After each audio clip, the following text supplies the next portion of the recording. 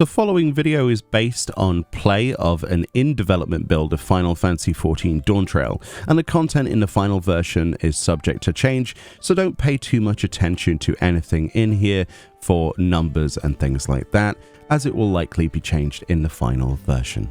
Alright, in this video we're looking at 3 zones that I got to play and walk around and fly around in the media tour. First of all, we're looking at the Tuliyollal city, which is absolutely enormous. It's a good space, lots of variety in this location. We're also going to look at Urka Parcha, and we're also going to be looking at Kozama'uka, which is the 3rd zone. So first of all, as you can see, I'm just walking around looking at all of this stuff. I thought it'd be nice to have a good idea of what this place looked like. We've got everything from alpaca breeders to different races having a good time, drinking together. We've got lovely landscapes here with possible ships docked on other islands around the area and this beautiful pier. We've got NPCs which look amazing, by the way. The graphics update has really been quite beneficial to NPCs if you look at them. That was a beautiful character.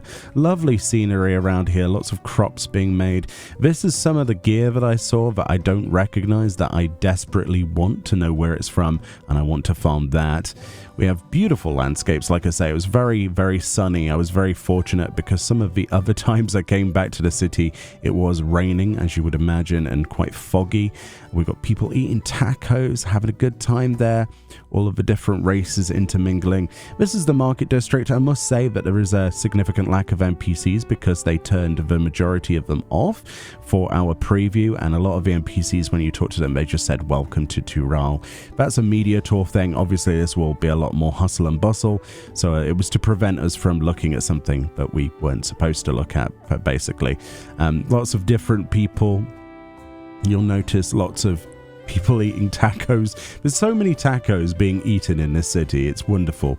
It really is. I kind of want tacos. There's the symbol then, the seal of Tural or Tuliyollal, I guess. We got some indoor spaces that we went in. A lot of them were quite empty, as I say, because of a lack of NPCs. We've got a beautiful night shot here, and people sort of interacting with their offspring.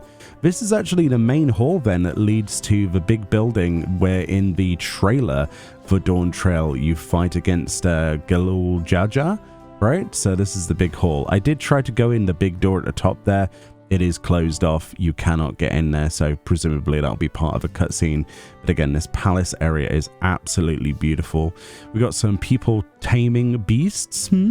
Interesting. I wonder what that's what's that's got to do with the expansion. Next off then, we're looking at Kozama'uka, which is the zone, the 2nd zone. It is absolutely beautiful. This might be one of the first zones in the game then, I would imagine, out of 2. Look at that. It looks exactly like it does on the trailer. It's absolutely beautiful. Again, nothing is final here, we must state that, but what a fantastic job they have done to bring this place to life. And of course it looks pretty close to the CG render. It reminds me a little bit of Lakeland.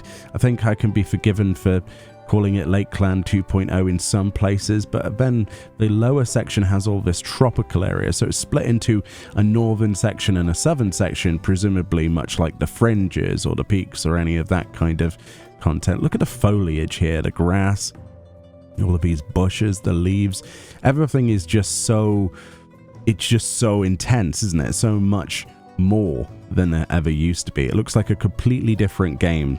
And honestly, the game really needed this upgrade. It really did. But yeah, out of the 3 places, I think this place, Kozama'uka, might be my favorite of the 3. Look at those little frogs there as well. Incredibly shiny. Very shiny. I'm not used to monsters looking as good as they do. The overhaul has worked on everything. It really has. Creature models, water, everything. It looks beautiful. Look at these bridges as well, how smooth that wood looks. It's crazy. I had a really good time flying through these zones. I know that some people will be like, oh, you wasted some of the time by looking at zones. I don't think it's a waste at all, especially the talent and passion that's clearly evident in the design that they've put into this. It can only make me think of what old zones are going to look like, because obviously we didn't have access to any of the old world, right? During the media tour, we only had the 3 zones where we're not allowed to teleport around the world. So a lot of that is still very much a secret. I love all of the NPC little interactions and things going about their days, but that shot there perfectly is definitely like comparable to the actual trailer. It's beautiful. We also have these little islands as well, full of color, and these little lakes. And yes, of course, you can dive in several places.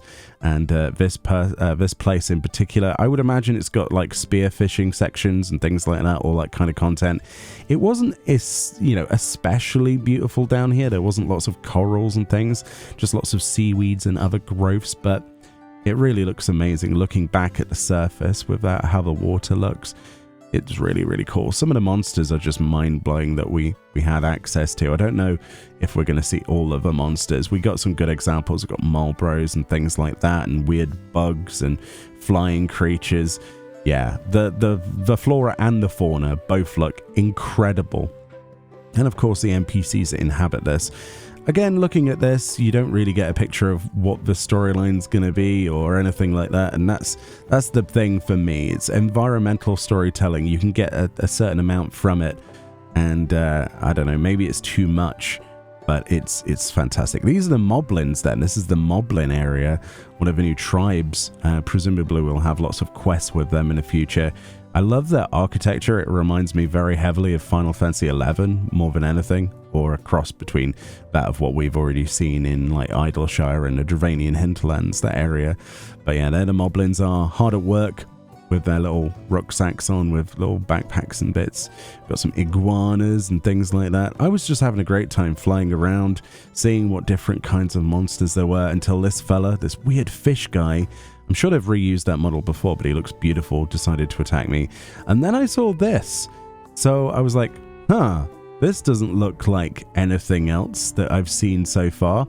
Turns out this was an A rank known as Fuka.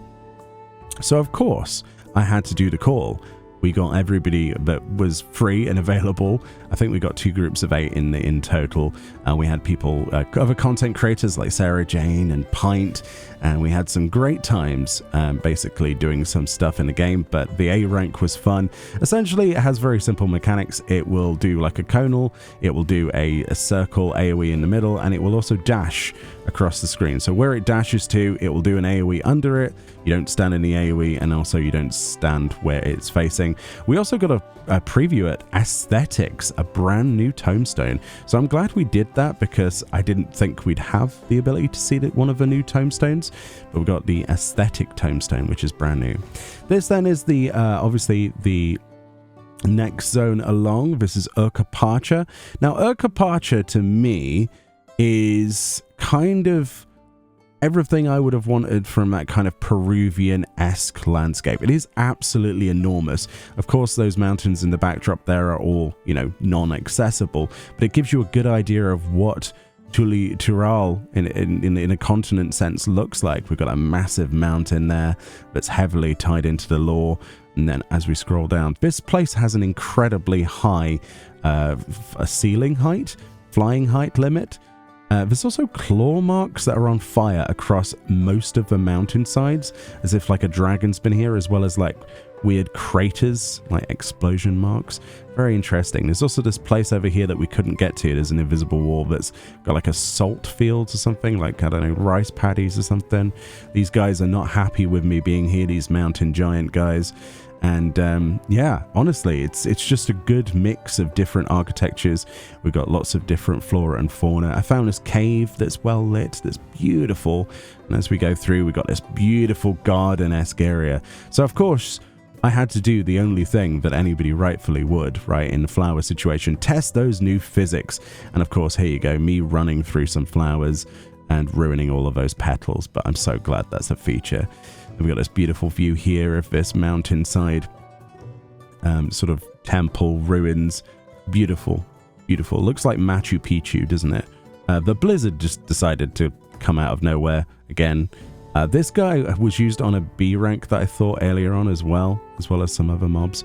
And there's some golden cactuars. This then has to be a mount. I want that to be a mount in the future.